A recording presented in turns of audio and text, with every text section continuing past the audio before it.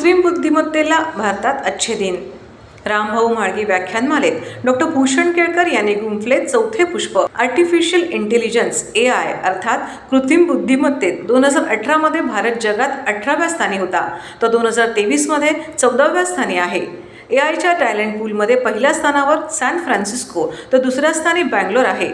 भारताची बुद्धिमत्ता कृत्रिम बुद्धिमत्तेच्या पुढे आहे, त्यामुळे जगाची खात्री झाली असून कृत्रिम बुद्धिमत्तेला भारतात अच्छे दिन आले आहेत. किंबहुना 2024 हीच गॅरंटी आहे, असे प्रतिपादन आर्टिफिशियल इंटेलिजन्स तज्ज्ञ डॉक्टर भूषण केळकर यांनी केले. ठाण्यातील सरस्वती शाळेच्या पटांगणात ज्ञान, प्रबोधन आणि मनोरंजन या त्रिसूत्रींवर आधारलेल्या कैलासवासी रामभाऊ म्हाळगी व्याख्यानमालेत कृत्रिम बुद्धिमत्ता भविष्य व्यापणारे तंत्रज्ञान या विषयावरील चौथे पुष्प शुक्रवारी डॉक्टर केळकर यांनी गुंफले. यावेळी सत्राचे अध्यक्ष ज्येष्ठ व्यंगचित्रकार विवेक मेहत्रे आणि माजी उपमहापौर ॲडव्होकेट सुभाष काळे व्यासपीठावर उपस्थित होते. मेहत्रे यांनी प्रस्ताविकात भारतातील इंटरनेटच्या चंचू प्रवेशापासूनचा आढावा घेत ChatGPT व आर्टिफिशियल इंटेलिजन्सचे किस्से कथन केले. सर्व नागरिकांना आवाहन करण्यात येत आहे की सध्या डासांमार्फत पसरणाऱ्या डेंग्यू या आजाराचा प्रसार रोखण्यासाठी प्रत्येकाने पुढीलप्रमाणे कार्यवाही करावी. डेंग्यू आजार एडिस इजिप्ती हा डास चावल्याने होतो. या डासांची पैदास साचलेल्या किंवा साचवलेल्या स्वच्छ पाण्यामध्ये होते. 8 दिवसांपेक्षा जास्त दिवस पाणी उघडे व साचून राहिल्यास त्यात डास अंडी घालतात. अंड्यांच्या अळ्या तयार होऊन पुढे डास तयार होतात.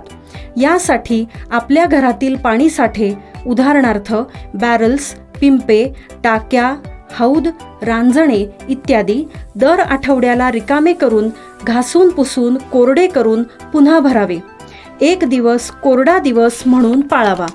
पाणी साठ्यांना घट्ट झाकणे बसवावीत किंवा जुनी साडी, चादर, धोतर यांनी बांधून झाकून ठेवावीत, म्हणजे डास त्यात जाऊन अंडी घालणार नाहीत.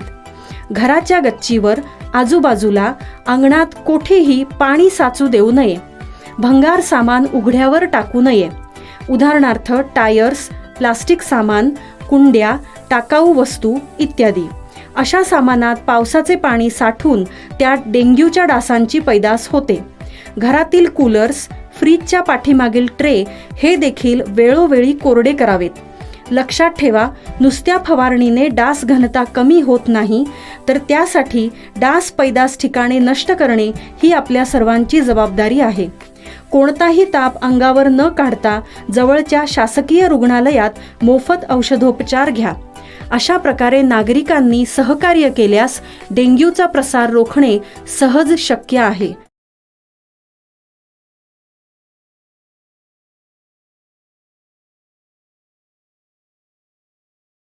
जिजाऊ संस्थेच्या वतीने जिजाऊ यशोत्सव 2024 कार्यक्रम उत्साहात संपन्न. जिजाऊ शैक्षणिक व सामाजिक संस्था महाराष्ट्र यांच्या वतीने राष्ट्रमाता राजमाता जिजाऊ साहेब व राष्ट्रीय युवा दिनाचे औचित्य साधत जिजाऊ यशोत्सव 2024 या कार्यक्रमाअंतर्गत जिजाऊ मोफत स्पर्धा परीक्षा मार्गदर्शन केंद्र उद्घाटन सोहळा व करिअर मार्गदर्शन कार्यक्रमाचे आयोजन दिनांक 12 जानेवारी रोजी सायंकाळी 4 वाजता करण्यात आले होते. या कार्यक्रमाला मोठ्या संख्येने विद्यार्थी वर्ग आणि पालकांनी उपस्थिती लावली होती. हिरानंदानी येथील डॉक्टर काशीनाथ घाणेकर नाट्यगृह येथे पार पडलेल्या कार्यक्रमात अनेक तज्ज्ञ आणि अनुभवी मार्गदर्शकांनी उपस्थितांना मार्गदर्शन केले. स्पर्धा परीक्षांकडे येणाऱ्या युवकांची टक्केवारीचा आकडा वाढत असला तरी देखील तो समाधानकारक नाही. याबाबत अजूनही अनेक भागात योग्य माहिती आणि मार्गदर्शन मिळत नसल्यामुळे युवा वर्गाकडे गुणवत्ता असूनही या क्षेत्रात त्यांना पुढे जाता येत नाही. हा विचार करून जिजाऊ अकॅडमी मोफत असलेला हा उपक्रम 2016 साली जिजाऊ संस्थेच्या वतीने चालू करण्यात आला. त्याला सर्व स्तरातून चांगला प्रतिसाद मिळत असून आज खेड्यापाड्यातील गोरगरीब शेतकरी, आदिवासी, कष्टकरी समाज यांची मुले आज अधिकारी होताना पाहायला मिळत आहेत. जिजाऊ संस्थेच्या ठाणे व पालघर जिल्ह्यात विविध ठिकाणी स्पर्धा परीक्षा केंद्र आहेत, तर जिजाऊ अकॅडमीच्या वाचनालयाच्या पालघर, ठाणे, रायगड, रत्नागिरी आणि सिंधुदुर्ग या जिल्ह्यातील विविध भागात एकूण 45 शाखा आहेत. यातून करिअर गायडन्स शिबिर यासारखे उपक्रमही संस्थेच्या माध्यमातून चालवले जातात.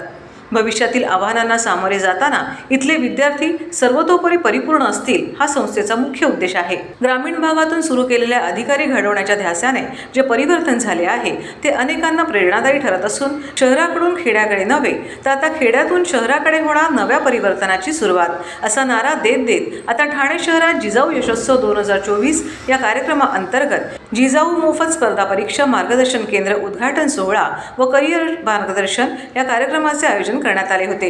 यावेळी विविध क्षेत्रात समाजासाठी तळमळीने काम करणाऱ्या अनेक मान्यवरांचा सन्मान करण्यात आला. तर जिजाऊ संस्थेच्या माध्यमातून चालविण्यात येत असलेल्या मोफत स्पर्धा परीक्षा मार्गदर्शन केंद्राचा लाभ घेऊन यशस्वी झालेल्या अनेक विद्यार्थ्यांचा देखील या कार्यक्रमात सत्कार करण्यात आला.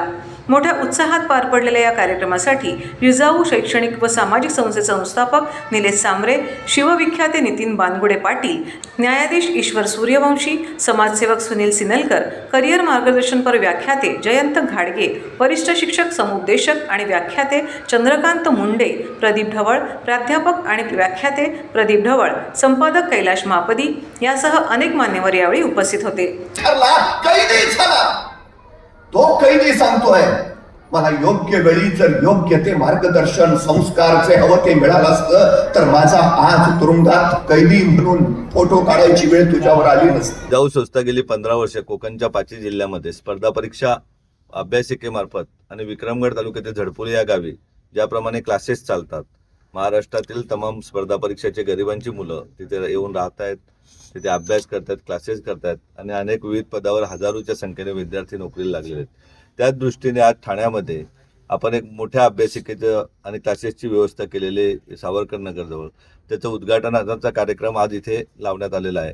त्याचसोबत मार्गदर्शन शिबिरे आयोजित करण्यात आलेले आहे, जेणेकरून समाजातील गोरगरिबांचा मुलगा, ज्याला आई वडील नसतील, वडील नसतील, अशी मुलं जेव्हा प्रशासनामध्ये येतील तेव्हाच आपल्या देशातील गरिबी आणि श्रीमंतीची दरी दूर होऊन भ्रष्टाचार मुक्त भारत होईल असं जिजाऊचा मानस आहे. त्या दृष्टीने आजचा उपक्रम आहे.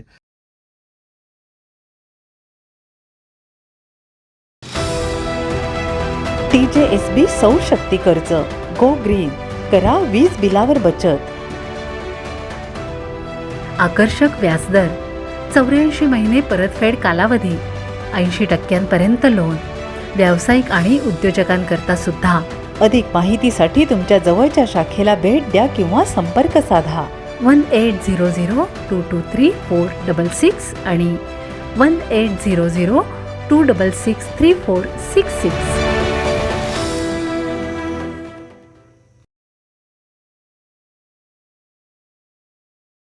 तलाव संवर्धनाच्या कामानंतर तलावांचे शहर ही ठाण्याची ओळख अभिमानाने सांगता येईल. ठाणे महापालिका आयुक्त अभिजित बांगर यांचे प्रतिपादन. तलावांचे शाश्वत संवर्धन या विषयावर झाली कार्यशाळा. ठाण्याची ओळख तलावांची शहर अशी अभिमानाने सांगता यावी या दृष्टीने ठाण्यातील तलावांचे संवर्धन करण्याचे प्रयत्न सुरू आहेत. तलाव जपणे हे आपले कर्तव्य आहे. त्यासाठी अशा प्रकारच्या कार्यशाळांमधून आणखी चांगली दिशा मिळेल असे प्रतिपादन ठाणे महापालिकेचे आयुक्त अभिजित बांगर यांनी तलावांचे शाश्वत संवर्धन या विषयावरील कार्यशाळेचे उद्घाटन करताना केले. ठाणे महापालिकेतर्फे IIT मुंबई, CSIR, ICCSA आणि बे यांच्या संयुक्त विद्यमाने शुक्रवारी माजिवडा येथील नागरी संशोधन केंद्र येथे तलाव आणि पाणवठे यांचे शाश्वत संवर्धन या विषयावरील एकदिवसीय कार्यशाळेचे आयोजन करण्यात आले होते. महापालिका आयुक्त अभिजित बांगर, CSIRचे संचालक राकेश कुमार, मुंबई महानगरपालिकेच्या सहनियोजन विभागाचे उपसंचालक श्रीकांत देशमुख, उपायुक्त अनघा कदम, महापालिकेच्या मुख्य पर्यावरण अधिकारी मनीषा प्रधान यांनी दीपप्रज्वलन करून या कार्यशाळेचे उद्घाटन केले.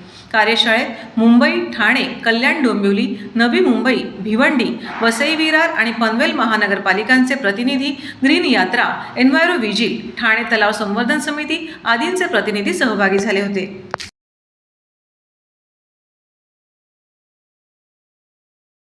ठाणेकर मालमत्ता करदात्यांसाठी करातील व्याज माफी अभय योजना 31 डिसेंबर 2023 पर्यंत मालमत्ता करावरील 100% व्याज माफ. तसेच 1 जानेवारी ते 15 जानेवारी 2024 या कालावधीमध्ये मालमत्ता करावरील 75% व्याज माफ. त्याचप्रमाणे 16 जानेवारी ते 31 जानेवारी 2024 या कालावधीमध्ये मालमत्ता करावरील 50% व्याज माफ. तरी सदर व्याज माफीच्या अभय योजनेचा ठाणेकर करदात्यांनी लाभ घ्यावा. महानगरपालिकेच्या कोणत्याही संकलन केंद्रावर कर भरण्याची सोय आहे. एटीएम, डेबिट, क्रेडिट कार्डद्वारे कर भरण्याची सुविधा उपलब्ध करून देण्यात आली आहे. सोमवार ते शनिवार या दरम्यान सकाळी 10:30 ते सायंकाळी 5 वाजेपर्यंत संकलन केंद्राची वेळ असून करदात्यांच्या सोयीसाठी रविवारी संकलन केंद्र सकाळी 10:30 ते दुपारी 1:30 वाजेपर्यंत सुरू ठेवण्यात येत आहे. यासोबतच ठाणे महानगरपालिकेच्या propertytax.thanecity.gov.in या संकेतस्थळावर ऑनलाईन पद्धतीने मालमत्ता कर भरण्याची सुविधा उपलब्ध करून देण्यात आली आहे. तसेच गुगल पे, फोन पे, पेटीएम आणि भीम ॲपद्वारे आपला कर सुलभतेने जमा करू शकता. ठाणे महापालिका क्षेत्रातील सर्व करदात्यांना विनंती आहे की आपण या व्याजमाफी अभय योजनेचा जरूर लाभ घ्या आणि आपला मालमत्ता कर लवकरात लवकर महापालिकेमध्ये जमा करून महापालिकेस सहकार्य करा. धन्यवाद. सर्वकष स्वच्छता अभियानाअंतर्गत माननीय मुख्यमंत्री एकनाथ शिंदे यांनी आज स्वतः ठाणे येथील प्राचीन कोपिनेश्वर मंदिर येथील स्वच्छता अभियानात सक्रिय सहभाग घेतला. तसेच ठाणे पूर्व कोपरी येथील अष्टविनायक चौक परिसरातही यावेळी सदर स्वच्छता मोहीम राबविण्यात आली. यावेळी त्यांच्यासोबत ठाणे महानगरपालिका आयुक्त अभिजित बांगर, अप्पर पोलीस आयुक्त श्री महेश पाटील, माजी महापौर नरेश मस्के आदी उपस्थित होते.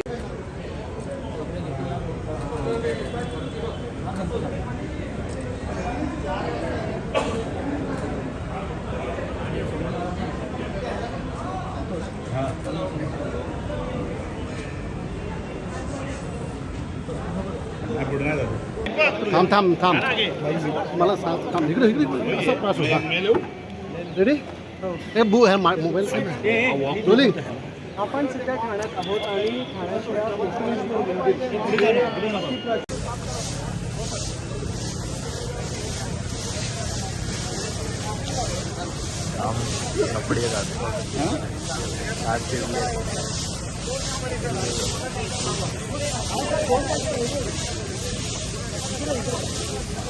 बाळासाहेबांचं जे स्वप्न होतं राम मंदिर बांधण्याचं, ते स्वप्न मोदीजीने पूर्ण केलेलं आहे.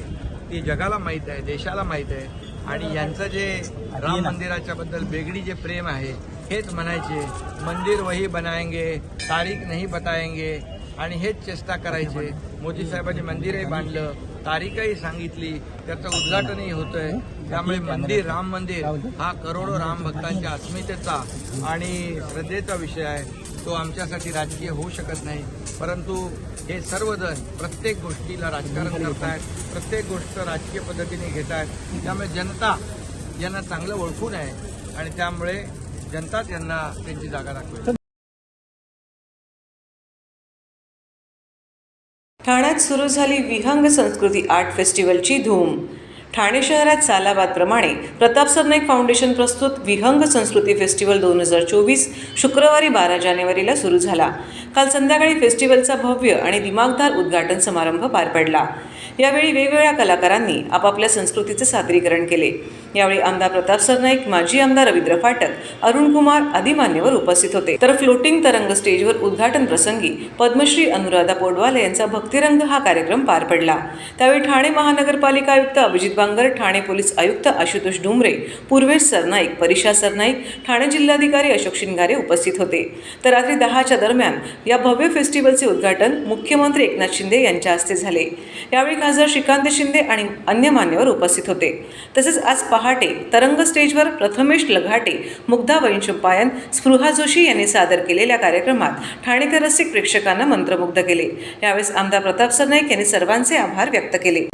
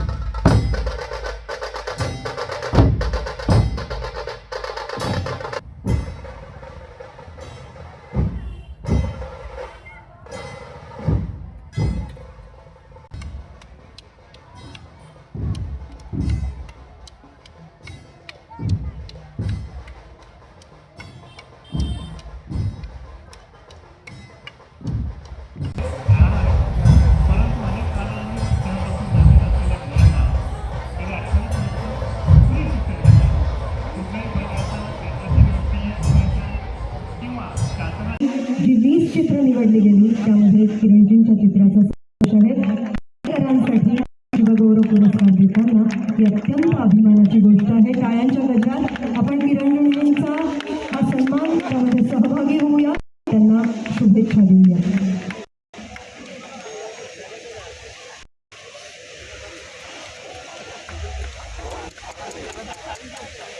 आकारलेलं चित्र हे चित्रमंत्र